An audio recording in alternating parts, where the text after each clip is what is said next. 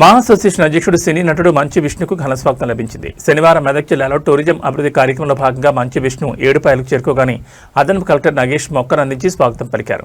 ఏడుపాయల ఆలయ అర్చకులు పూర్ణ కొమ్మంతో గుళ్లోకి తీసుకెళ్లారు. సినీ నటుడు మంచు విష్ణు ఏడుపాయల వనదుర్గమాత ఆలయంలో ప్రత్యేక పూజలు నిర్వహించిన అనంతరం తీర్థప్రసాదాలు అందించారు. ఆలయ చరిత్ర ప్రాముఖ్యాన్ని అదనపు కలెక్టర్ నగేష్ మంచు విష్ణుకు వివరించారు. అనంతరం చారిత్రక నేపథ్యం కలిగిన మెదక్ ఖిల్లాను సందర్శించి దాని చరిత్రను జిల్లా అధికారులను అడిగి తెలుసుకున్నారు. అక్కడి నుంచి ప్రపంచ ప్రసిద్ధిగాంచిన మెదక్ సిఎస్ఐ కేథడ్రల్ చర్చిని సందర్శించి ప్రత్యేక ప్రార్థనలు చేశారు. ఈ సందర్భంగా ఏర్పాటు చేసిన మీడియా సమావేశంలో మాట్లాడుతూ పురాతన వారసత్వ సంపదకు నిలయం మెదక్ జిల్లా అన్నారు.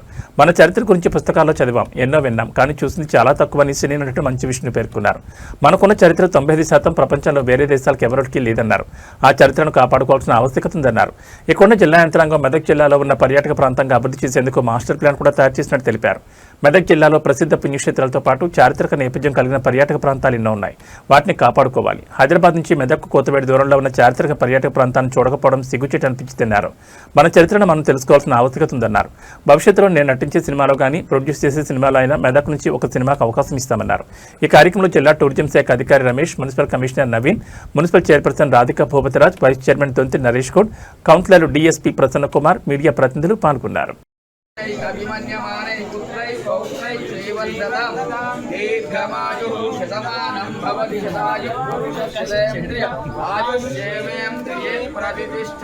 వనదుర్గా భవాని సంపూర్ణ అనుగ్రహ ప్రసాద సిద్ధిస్తు మనోవాంఛా ఫలసిద్ధిరస్తు శతమానం భవతి శతాయు పురుష శతేంద్రియ ఆయుష్యేమేంద్రియే ప్రతిష్ఠతి